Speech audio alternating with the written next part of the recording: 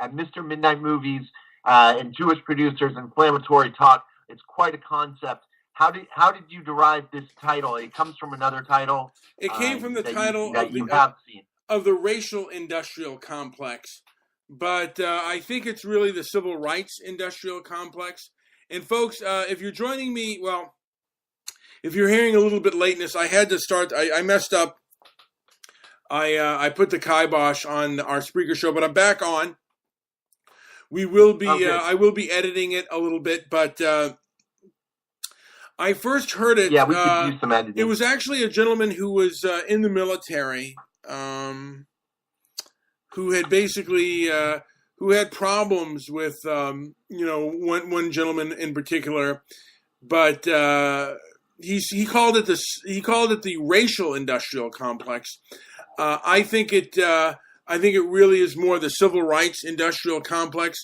Now, like an octopus, this thing has a lot of tentacles, and it's a very, let me just say, it's a really rather perverted, nasty little bit of business. And it started out nobly, but it has turned into something very, very perverted and very nasty. So basically, just here a little bit to expose it. And basically, it has a lot more power than we care to give it credit for. This civil rights industrial complex, it started many years ago. I mean, over 100. And in so many ways, if I could just say this, it is a word, okay, it's a phrase, civil rights industrial complex, much more accurately describes what exactly it is. Many of the issues, the social justice warriors of today are here and there about, have everything to do with the civil rights industrial complex, which really did create maybe more problems than they solved. Well, yeah, I mean, back to you. Right now, let's just be honest. Right now, they are into censoring. They are basically a wing that decides what we should and what we shouldn't hear. And the Law Poverty Law Center now is it goes after a lot of organizations, and it's a group of legal bullies. And I think they were absolutely behind the ad apocalypse on YouTube. A lot of these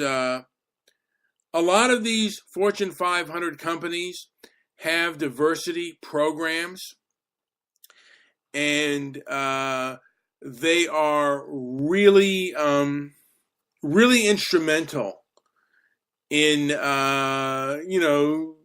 what they believe is trying to fight hate. And really what they're doing is just censoring the truth, or censoring other people's version of the truth, because, of course, theirs is the only truth that can be out there. Now, I was just watching Stefan Molyneux, and he had Laura Southern on, who just came back from South Africa. And, Stabby said this show should be on the Southern Poverty Law Center's list as a hate show. I think he jokes in jest. But she just came back from South Africa. And I don't know if I have this on Twitter and if you'll be able to hear this, but I actually retweeted this. And I don't know if you'll be able to hear it. Yeah, we'll be able to hear it. Hold on one second. A value system that puts a society that would embody. By the way, do we want to go over some of the, because you asked me an important question when we were talking earlier. When do we want to go over kind of like a little bit, some more background before we get into like the meat of where you're going with, you mentioned, what you mentioned. You called me. We talked. Yeah. And I said public relations. Yes. Now that triggered something new. And the first and the gentleman who invented the term public relations had was a person who had the Now, was this a white man that invented that word, by the way, and who had the NAACP awards? Well, indeed, Edward Bernays, a very popular name everybody should be familiar with by now.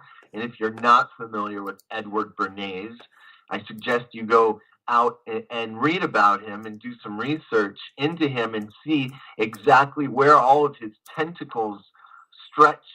But if you want to go really far back, you go back to 1918, and Edward Bernays was getting very popular with making people famous. This guy had the magic touch and was doing it at a level never been seen before. It was the first kind of concept of people becoming superstars were because of Edward Bernays, maybe a few others like him. He actually coined the phrase public relations. When you go to when you get a job, right? Almost every company now has a public relations department. So you see just how far into the mainstream culture Edward Bernays has reached. But in 1919, he broke away from kind of all these, I don't know, I think he had a lot of government attachments.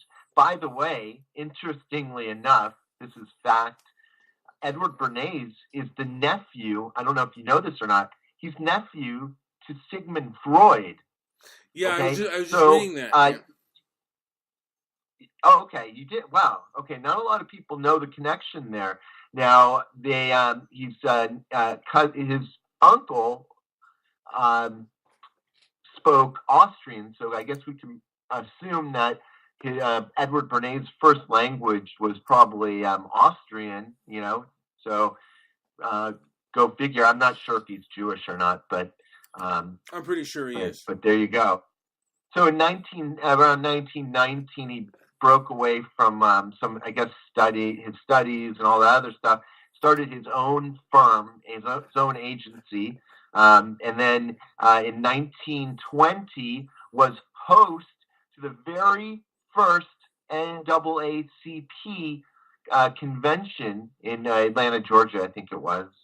And they gave him some awards, and basically he was giving praise to the blacks and the good that blacks had brought to society. But what was really at hand here, and you really have to kind of look at it, like I was saying, just like every company now has a public relations firm, this guy was incredibly smart.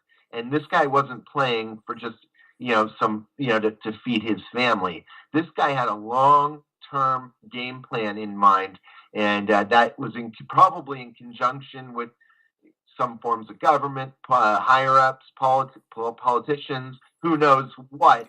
But what you have here, it really, for the first time, at least in Western culture, you had a lot of racial people questioning what was happening. There was more racial animosity. For the first time, it was really kind of more coming out into the public mind. And by the way, Thomas Sowell's book, Black Rednecks, White Liberals, basically kind of illustrates this point. He didn't. I don't know how much he goes into Mr. Bernays' thing about the NAACP, but he does talk about how, like, when the blacks, much of the racial tension, because there was actually more integration in the North in 1910 than there was in the 1950s, just due to the fact that a lot of the blacks who came from like really rural Southern culture started coming to places like New York and Chicago, and in Chicago, I guess kind of the East Coast, Midwest, and Detroit and places like that. and they brought their habits and behaviors with them, and it basically, there was tension there, and there was tension that rubbed people the wrong way. The thing of it is, the public relations makes you think that it is all white society. It's only white people's response to black culture. It's never how white people, how they deal with different cultures, like how people of European descent have to contend. It seems like it's only how the so-called minority culture has to contend. There's no give and take. There's no empathy on the other side. There's only one. And I want to mention, and I said before, Laura Southern just went on with Stefan Molyneux. And basically they said the mainstream media wants to cover up, because Laura Southern has just been in South Africa, and is basically saying to me, like, you're not seeing any shows on CNN about what's going on with South Africans and white farmers. Even if it's a lie, then CNN should be all over this lie that they're saying. But they're not. They're not saying anything. They're not saying anything. And this is part of the civil rights industrial complex. Now I'm just going to play a little bit of this, and then you're going to, tell me what you think. So this is an interview with a South African politician activist who openly admits that they want to take white farmers' land by confrontation. Here you go. A society that would embody a value system that puts black people first will have to be attained through confrontation, unfortunately, because our people have waited for so long, right? We've waited for so long. Black people have been patient enough, and nothing is happening in terms of changing our lived experience. So it's very important to have a movement such as BNF who's going to say, we don't want your handovers. We don't want you to feel pity for us. We are coming for you, and we are going to get everything that you own. It's ours. There you go, folks. And like I said, just think what happens to America when it becomes a non-white country, or a predominant. I mean, is this? Are these feelings? You think these feelings? Because these feelings, the public relations that have happened with the civil rights industrial complex, it's not just in America. It is all over the world, and it tries to suppress the most radical elements of it, because they, of course, to a degree, do not want the majority population, whether you call them whites or people of European descent, they don't want them to react harshly to it. But of course, how should human beings react to this kind of thing? And there was a lot of things, continuing interesting things about what is going on in South Africa, and perhaps how this can be related to what is going on in America, and not only in America, but throughout Europe now. And like I said, they call Trump a racist, and they say that too about him worldwide. But what about the politicians in South Africa who want to forcibly take the land from the white South Africans? Are they racist? Are they good, noble people? Basically, what are we going to do about that? What are we? And are we going to have this debate? Is America and Europe? Is America and Europe? Are they brave enough? Are they willing enough to have this debate about what happens when white societies become less white? Are we going to be blamed for everything that came down the pike? By the way, I just watched, and I don't know if you watched any of it, JP, but I just watched the debate, portions of it, because I couldn't, but I watched a large portion of debate? the debate between Tariq Nasheed and Jared Taylor. And I've been wanting to see this. I've been wanting to see this for a while. And I'll tell you something. I've been quite disappointed in the it's just I just don't think there's anyone that has an ounce of intelligence knows that there are, like that white supremacy is everywhere and all this other stuff. Anyone who has an ounce of intelligence and knows how to, like, before, whites would call up Tariq Nasheed, and Tariq Nasheed would bully them, and basically he wouldn't respond. Well, he would respond with his "these are the facts," and they actually try to like befriend him or this. Tariq Nasheed is able to. I mean, people who have white guilt, Tariq Nasheed will seize on that because they're trying to have a conversation and trying to get Tariq Nasheed to agree. This didn't happen.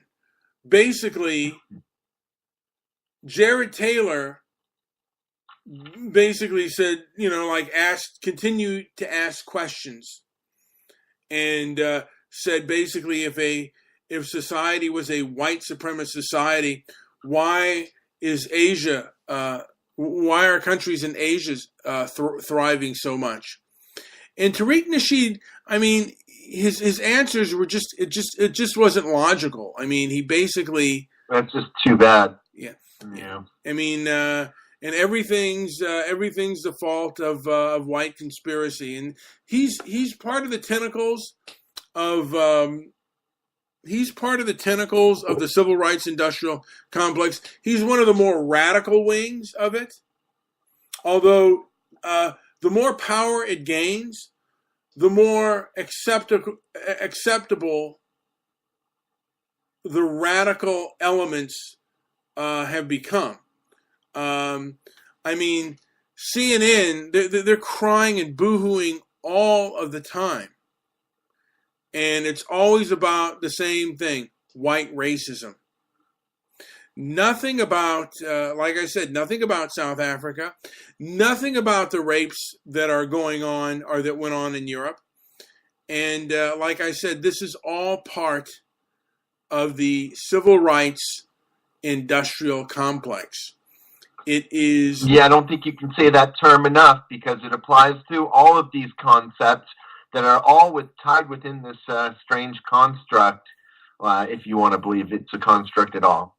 And now basically what they're doing is they're lying by omission because they're not covering South Africa. They're not covering they're covering the migrant crisis in Europe, but they're not covering it as far as the rapes or as far as the effects it's having on the local European population. And of course, I think that Colin Flaherty's channel has been shut down. Just this time, he doesn't. I don't even think he does black on white mob violence anymore on his channel. It's now It's now called the Flaherty Files. Wow. Yeah, his channel has been shut down so many times.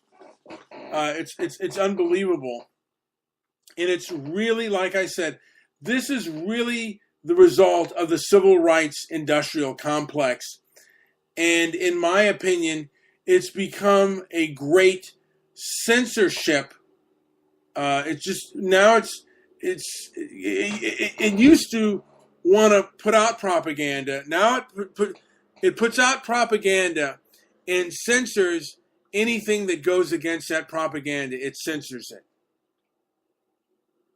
Anything that goes against the narrative that black people are victims of racism, they go to censor it as hate speech and racism. Anything that shows black folks as victimizers, they want to censor it immediately.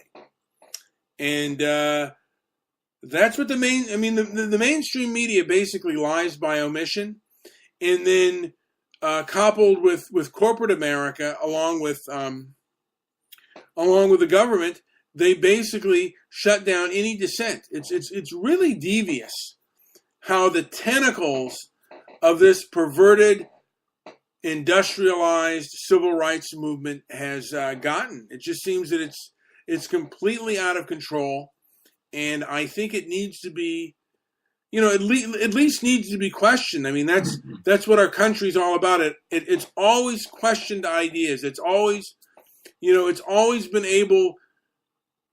It's throughout its history. There have always been people who tried to shut questions down, but in the end, they've always been able to be answered. And we have so many venues out there today that it's just kind of a sad case that we have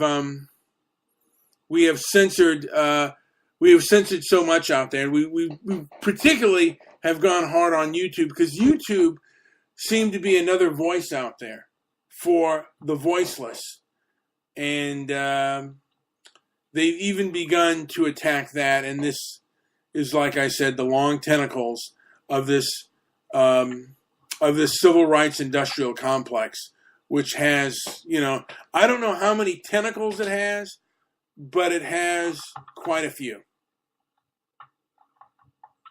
That have tentacles. Not only tentacles, but their tentacles have tentacles, and their tentacles have other offspring. And it is just... Let's face it, at this point, it is all over. It's everywhere you go. And racial divide, whatever it is, kind of comes and goes in strange waves. But right now, we are... I think we're at a point, maybe not as hot as during the LA riots, but it's pretty high right now. I think they have power now. But look what happened to the guy at Google. Now, this was sexism, but it all ties into the same social justice warrior. What nonsense. Story are you talking about? I'm not even sure what you're talking. What story was that? I don't know if he was a software engineer, but he wrote a memo. He worked for Google, and he got fired from Google for the memo that he wrote. And that had some kind of racial. I forgot. It wasn't racial, but of course, feminists. A lot of feminism took their, modern feminism. Oh, it was an SJW story. I got you. Yeah, and a lot of, like I said, a lot of feminism has taken its cue from the SJW. I mean, from the civil rights movement. I mean, they both kind of work hand in hand. And now, like I said, they've become such. There's no doubt. There's no doubt that you're absolutely right. You're right on the outside of that. The two are clearly related, man. You could definitely, SJWs of today have a direct link to the civil rights industrial complex. Absolutely. And it's just, more than they do even the race industrial complex or whatever. It's the civil rights industrial complex that they're all connected to. You completely nailed this one. You completely went over the head of mainstream newsmakers by with this title. I'm telling you. Yeah. I can't believe it hasn't been noted before as such. Yeah, I think sooner or later, and it should be fought. I mean, we should fight the civil rights industrial complex. There you have it. There you have it. That's a fact. Yeah. We got a lot of comments in the chat board. I'm looking at Discord. It looks like Beppe Grillo. There's a bunch of people in here talking. Nobody's making any sense. Mm-hmm. It looks like they're already all drunk or stoned or something. Yes. Nobody wants to call in, apparently. I have the number out there. If you want to call in, it's 646-668-2233. It's really easy. Just dial us from your cell phone or Skype or whatever you. If you have Mr. Midnight Movie as a friend on Skype, just do it that way. But just give us a call. Yeah. Of course, it doesn't have to be about the civil rights industrial complex, but I am curious to know if anybody out there, if this is resonating with you, the connections that we're making on this show are what you're not getting on what's that crazy chick's name? Rachel Maddow. Rachel Maddow doesn't even say things like this. Well, Rachel Maddow.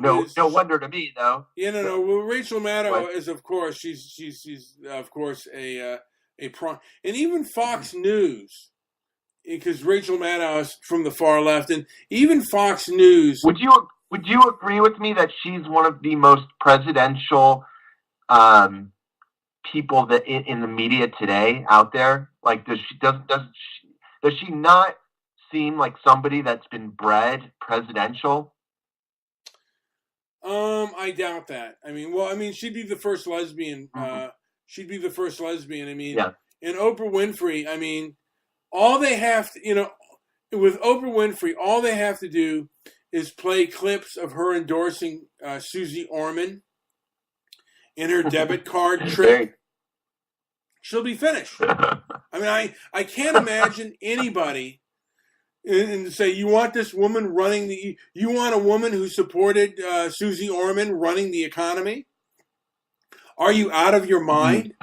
I mean, I just... Did Rachel Maddow support her? No, not Rachel Maddow, but Oprah Winfrey supported Rachel Maddow. Oprah. Susie right. Orman. Even worse. Oprah Winfrey. Yeah. And just, it's just like this debit card shit that they had out there. I mean, you know what? If Oprah becomes president, I'm not going to say I'm going to leave the country, but we will be hurting. And the truth is, I don't know if Trump will be reelected even, because the true fact of the matter is that that Romney, if this had been the 80s and he'd have got the percent of the white vote he did, it would have been a landslide.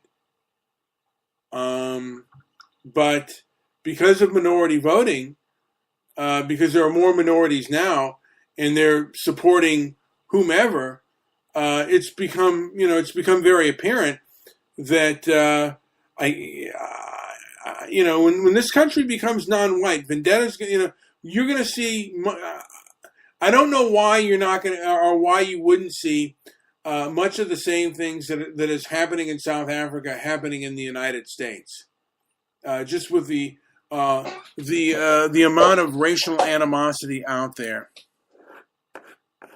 I don't know if this video is still on, but I'm going to look for this. I'm a little surprised right now at the low numbers on BTR. I'm surprised if nobody is out there on BTR listening that isn't able to have an opinion about this enough to want to call you. I'm shocked. It used to be different. It used to be we could go on Blog Talk Radio anytime, and there were tons of people just waiting to call in, share some thoughts, and do it that way. But apparently times have changed for Blog Talk Radio. That's what I'm sensing, at least. Just wondering if the people are even out there listening. I remember. And that does drive our show, because you and I on our own are pretty boring. You add in a third person, to talk about an issue such as the civil rights industrial complex. Then you got yourself a show. Yeah. I'll tell you something. And then they've made such crap with regards to that.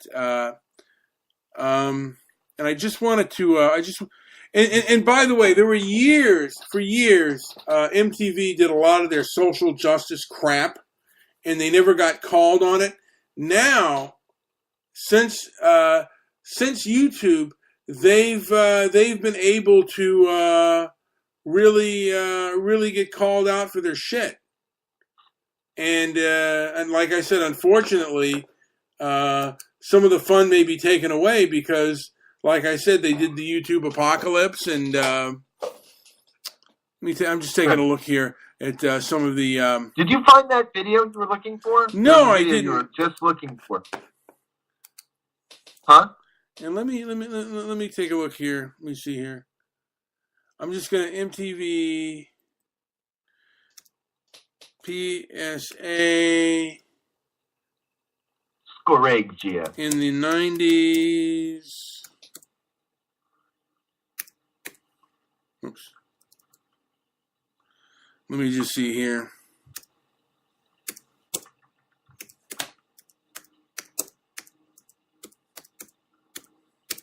Scoregia. All right, so play that video. Do you have it handy or not? You know what? I'm looking for it as we speak, but you know what? Let me do this one. This one has about 8 million views, and it's racism in an elevator. Play it. How long is this video? It's only 1 minute. Here we go. This asshole. Go for it.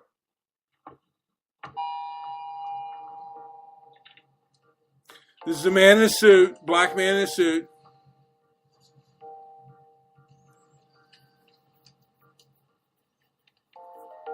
Hi.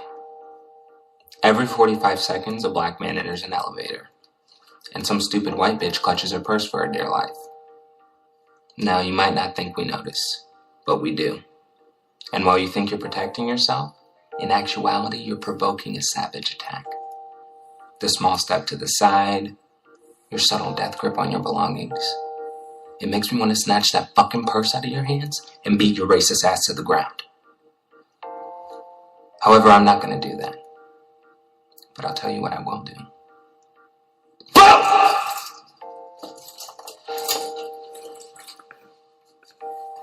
Dumb bitch. Now, here's the deal.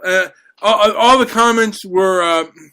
by the way, all of the comments, this has about 8 million views, and all of the fucking comments were erased.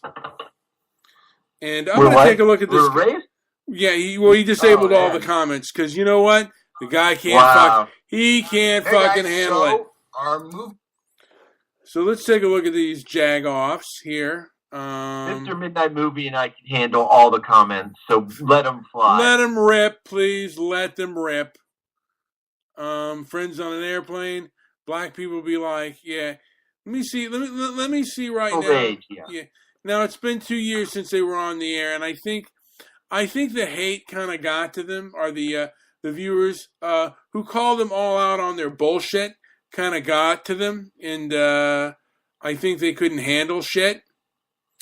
So let me take a look at Black's Ox Gamer. If things have been disabled for this guy, okay. See, he only disabled the one where black person on an elevator, which. Hey guys. All right, I'm not gonna play this video on him on the elevator. Now, white farmers slaughtered in South Africa. That is a Stefan Molyneux video, and I don't know if I want to play. Yeah, you know what? Should I play this? Yeah, I'm gonna. Yeah, why not? I'll play a little bit of this. White farmers. Hi, everybody. Stefan Molyneux. Hope you're doing well. Here with Lauren Southern. Now, she, of course, as you know, I'm sure, an independent journalist and the author of Barbarians: How the Baby Boomers, Immigration, and Islam Screwed My Generation. You can find her on YouTube and on Twitter at twitter.com/Lauren_Southern. Lauren, thank you so much for taking the time today. Absolutely. Thanks for having me. Of course, it's a grim topic, but we need to stare at it as what's going on currently in South Africa and, I guess, address people's concerns about the declining population of whites in the West compared to other cultures, other races, other ethnicities, other religions, for a possible glimpse what happens when whites slide into the minority. So where did you first hear about what was going on in South Africa, and what piqued your interest most?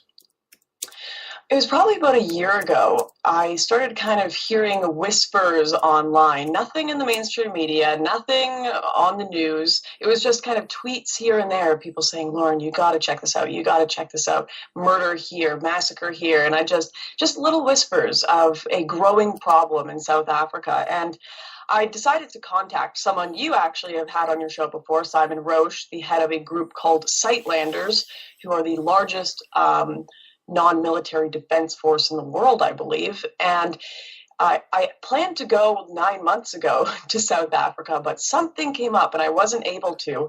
But I actually think that was kind of fate, because later on I ended up getting a awesome film crew, these two lads named George and Kaylin, who were able to come with me this January and film just some beautiful stories, some very sad stories, but excellent quality, excellent film style, and a full documentary that we're doing in South Africa. So it was about a year ago that I heard about this, and it's just been kind of ramping up as we go. It's been really accelerating the problems there, the government rhetoric, the murders, but we'll get into that, I'm sure.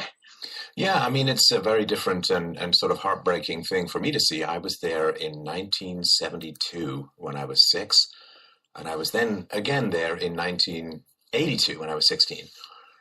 And it was one of these places, and it seems to follow this general pattern in the world that the better the climate, the worse the politics. It's just kind of this horrible trade-off that you have to have. And it was relatively safe, although it was a jumpy white population. Whites, I think, at the moment are, 8% of the population? Yeah. And you do have this problem of violence and tribalism and a massive amount of hatred towards whites, which is more common, I think, than people think around the world, and all of this coalescing into a pretty horrendous situation where whites are trapped either because they can't get out, they can't get their money out, or because they feel, of course, in the case of the farmers, tied to the land and to their traditions and the history of their people. Right. Well, something that a lot of people don't understand. Now, I wonder, by the way, if the American government is going to address this issue, and maybe we should allow the refugees of European descent that are living in South Africa to the United States of America. Maybe we should allow that to happen. I wonder if that can happen. Just a thought. I don't know. Good thought. Any calls on the chat board, or it's probably because it's early. Yeah, it's early, but there's people in Discord that could call in too, and they're being let down. So yes. I wonder if there's a way for me to pipe this show into Discord. Yeah. By the way, I'm going to play Proud Boys Sin Antifa with their tail between their legs. Let's take a lookie. Oh, how long is it? 12 minutes, but I'm not going to play the whole thing. Got it.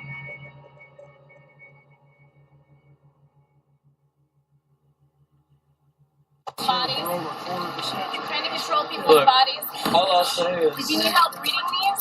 Sure. Here, zoom in. Keep your rosaries off my ovaries. Versus Wade was a Supreme Court decision and not a law. I legally can have an abortion because of Roe v. Wade. Planned Parenthood provides legal services to people. What is your problem with that? Why do we need to have Planned Parenthood? Why do we not? Healthcare, yo. So what if we don't? What if? Healthcare, yo. How many women's clinics are there in the city? It's not just women. My son comes here for services. What's wrong with you? What services does your son get at Planned Parenthood? For all kinds of services. Healthcare services. Do you even know what specifically say what does he come here for? Yeah, what are they? Now we're seeing a group in black mask. Okay, folks, you're seeing a group in mask. One is pink, and one is. I'm going to cut to the chase and take a look at the fighting over here. See what's going on. They're burning an American flag. I think that's Stabby in the background. They're burning an American flag. You're okay with it? You know, your parents really are thinking about that. They're burning an American flag on this video. You guys realize if you did that in any communist nation that you'd be imprisoned? Well, right. That's the only reason you're able to do that. Yeah. Oh, Jesus. You're fucking here. You should be goddamn happy. There we go. So they're burning an American flag. Right, yes. Burning an American flag. What? And let's see if there's going to be any physical confrontation. I'm waiting for a fight to happen.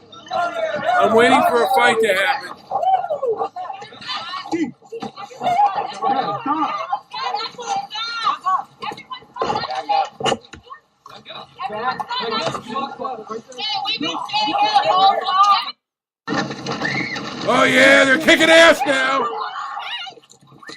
Oh yeah. Here we go. Here's the screaming.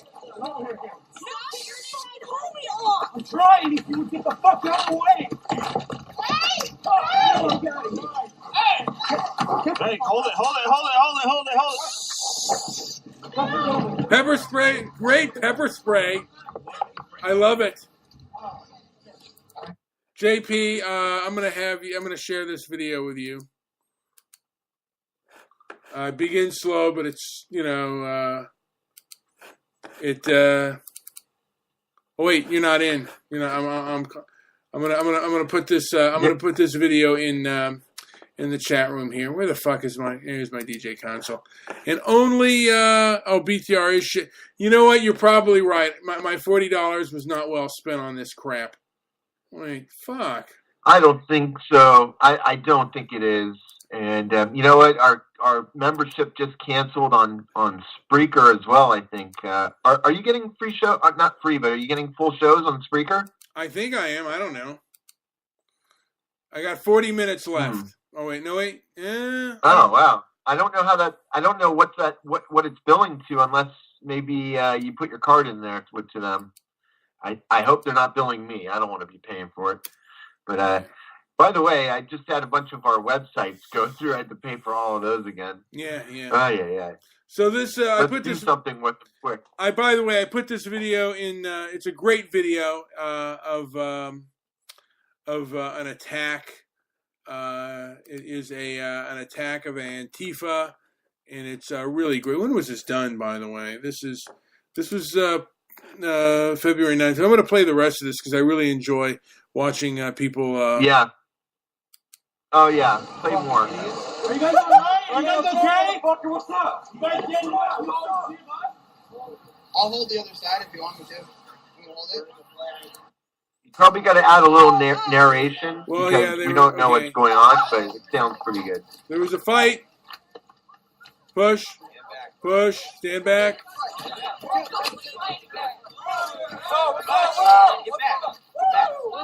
They're burning an American flag. Okay. Women, men, everyone's brawling. Let's see what's going on now. Fighting. They're all in black, but it's between whites. Fascist out. Fascist out. Let's see what's going on now. Yeah.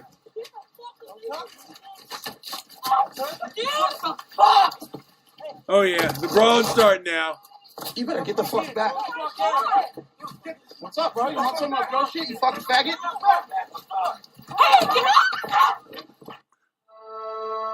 Oh man, wait. I just. So they're burning an American flag. I just got to point this out. They're burning an American flag. They're getting closer. Stand back. This is when the confrontation first starts. They're telling them to stand back. Get back.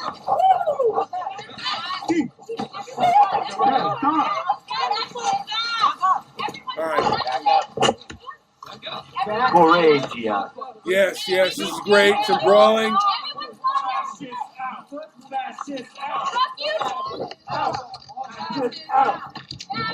Take that. Come on, let's get to some brawling here. Oh, there it goes. She's knocked down.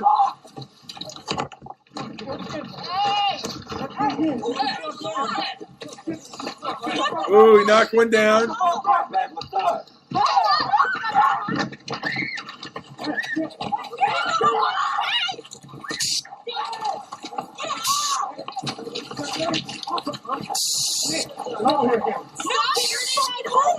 I'm trying. If you would get the fuck out of the way. Ooh, that girl just got knocked down. Jeez. Hey, hold it. They kicked her when she was down, and he pepper sprayed everyone. Why not? That's what I do to Stabby. Oh yeah, I think the Stabby was involved. Is Stabby an Antifa? Anyway, anything else? I might just play just a little bit of Tariq Nasheed, and I'm going to do that. I'm going to do that for my much more for my Stoic Calm show. But what am I doing here? Jeez. Doo-doo-doo. Wait. Stabby says that we've lost it, but I think that you've hit it right on the head today. This has been a show about a phrase that you have coined, the civil rights industrial complex. How much more succinct could you be in a title? How is this not something that's as huge as the military industrial complex? Absolutely. This is a humongous name, and I think you should be proud of your work. I think it's Yes. and you've even been able to demonstrate how everything we've talked about here today goes directly over the head of the race and industrial complex and goes over the head of that to the civil rights industrial complex, where it more suitably fits where it should be in history. Yeah. This is the debate, Tariq Nasheed versus Jared Taylor. Let's take a look at this.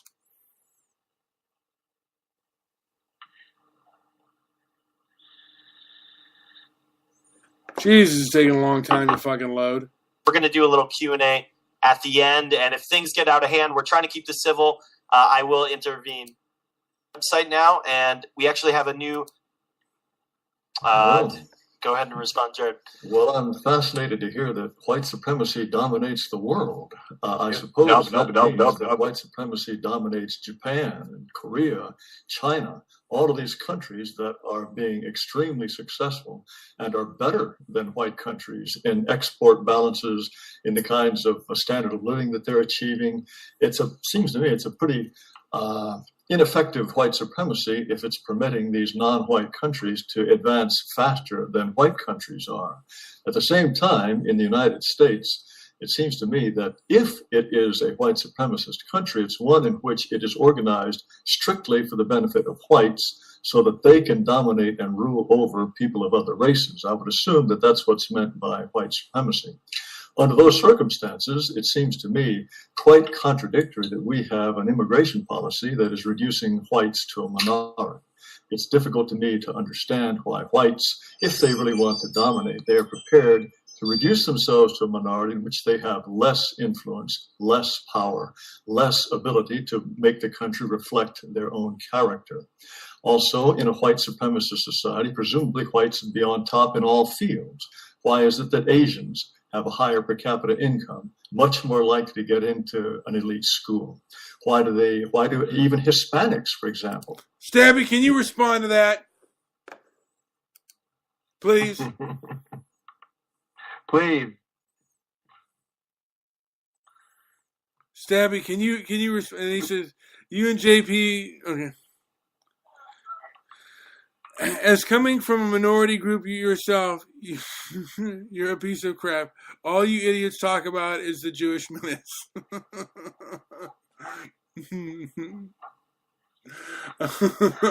Man, I'll tell you what, Stabby, nobody on Discord is even close to being high or drunk enough to call it shit. I don't think so. I think they're all afraid. It's too early. It's too early. Nobody's high. Nobody's drunk. They're all just getting ready for dinner and playing nice. But nobody has the balls. Not even Apocalypse. Not Stabby. Not Bloviator. Not Beppe Grillo. None of these people have a head on their shoulder. Instead, they want to just sit there and say, "You guys are racist. You guys are hillbillies. You guys are idiots." But, none of them actually have, if you notice, none of them have an opinion that matters. And that's too bad. That's just too fucking bad. Yes. But maybe they will find their voice one day. Or maybe tonight they'll get drunk and high enough to maybe call another show and discuss their ways. And by the way, I was looking at... No one cares about our show, and you might be right, but I do. I care about my show, so you were off by one. Yeah. By the way, and let me add that as I was watching that debate, I was perusing through Gore Vidal versus Norman Mailer. And I was going to say the other person, but now I can't even remember his name. My things, but it was like people seeing. I mean, they had so much more literate people back then who were interested in engaging. Oh, and William F. Buckley. They had William F. Buckley versus Gore Vidal, and it seemed like people were far more intellectual. Like at least television. And even YouTube was far more intellectual back then than it is today, and it's just a sad state of affairs, and something perhaps we can bring back, and maybe we can't. I don't know. And that will be for the audience to decide whether or not that's true. We are bringing class. We do have a video from Stabby, the common sense conservative. Proud Boys and Antifa running with their tails between their legs at Olympia PPH, blah, blah, blah. Do you want to hear this? Let's take a look. Okay. It has nothing to do with what we're talking about, but then again, Stabby and Apocalypse, none of these guys are drunk or high enough yet to actually call in. They want to send videos that are unrelated to the content. Let's see how on track Stabby is. Here we go. Yes.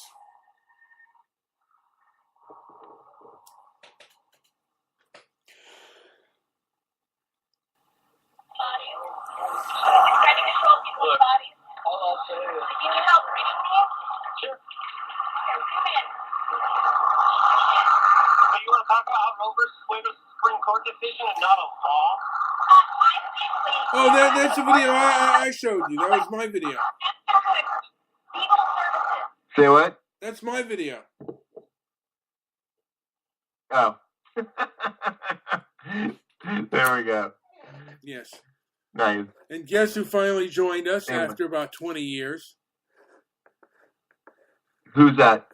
Let me see here. Let me see if she's even on the air. KDD? Is it KDD? It's not yet. We don't have KDD yet. No KDD yet. By the way, it's almost March, and you know what March brings? March Madness. I mean, the real March Madness, which is Chris Nelson. And That's right. The real March Madness is right around the corner. Yes, Debbie. Look out, Vegas. Yes, Debbie. You've got to bring. You've disappointed us so far many times. Yes. Yes. March Nelson Madness. You've disappointed us so many times that you have to come through this time with a Chris Nelson. That'll make the Spreaker rating system explode. And it'll be better than the Winter Olympics. Yes, I'm sure that Lester will come out of retirement just to. Oh.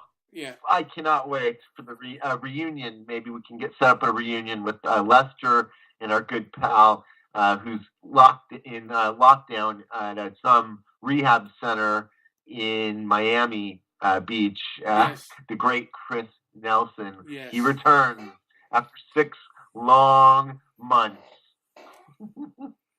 Or was it 9? Yes. So yeah, and yeah, 9. It's gonna be his 9th month, and he will be clean and sober, and we're gonna test that. Maybe he's gonna be giving birth. 9 months. It sounds a little fishy to me. We haven't seen Chris in 9 months. Perhaps he didn't Caitlyn Jenner just have a baby? But you know what? No, listen to me, JP. He's going to be. It's not going to be. He's not giving birth. He's going to be reborn, and we are going to be the devil's advocate. We are going to see how sober and new Chris is. I mean, he has to be taken through the ringers of life, and we have to be that alcohol, that heroin, that crack. No. You and I have to be Adderall that night. Yes.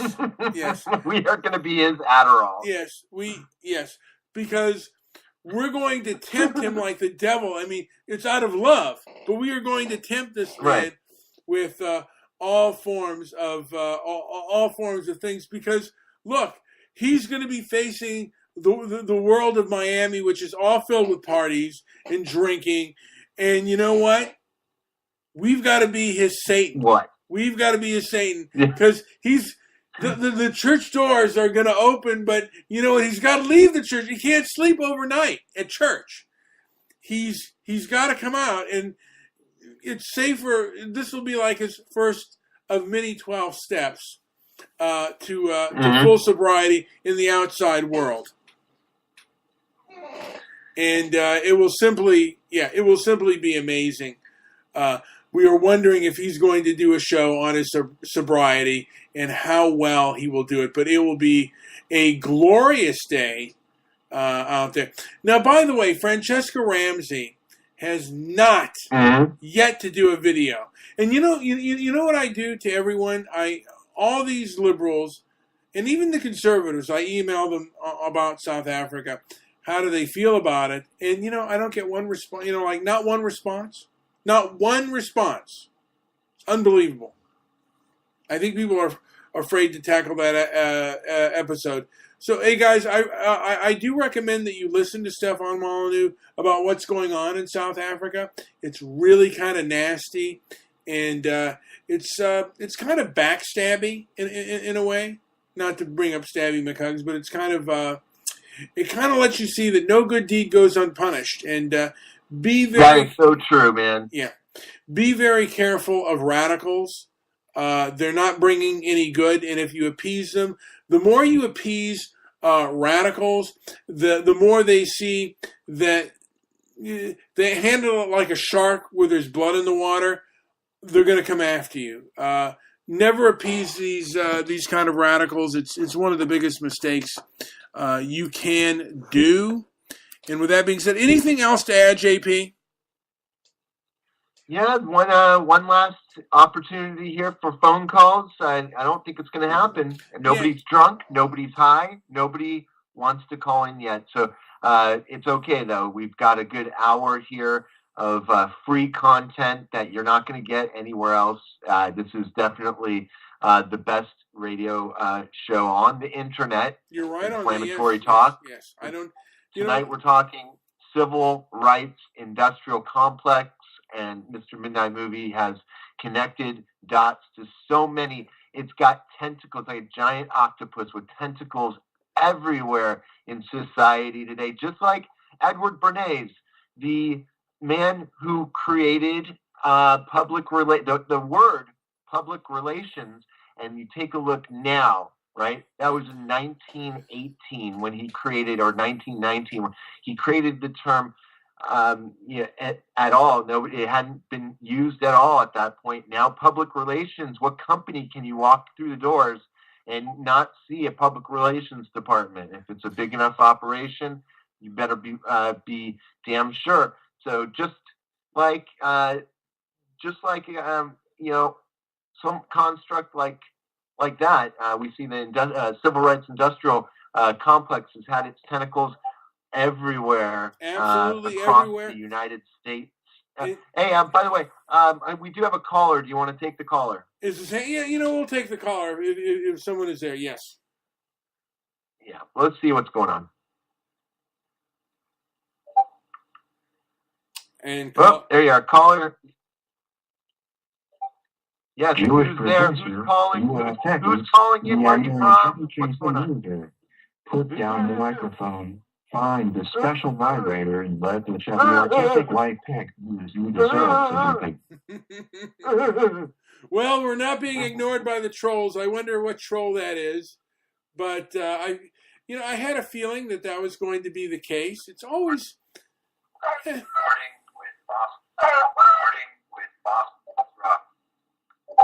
Jewish producer, you are a feckless, meandering, chubby chasing loser. Put down the microphone, find the special vibrator, and let the chubby artistic life peck you as you deserve to be picked.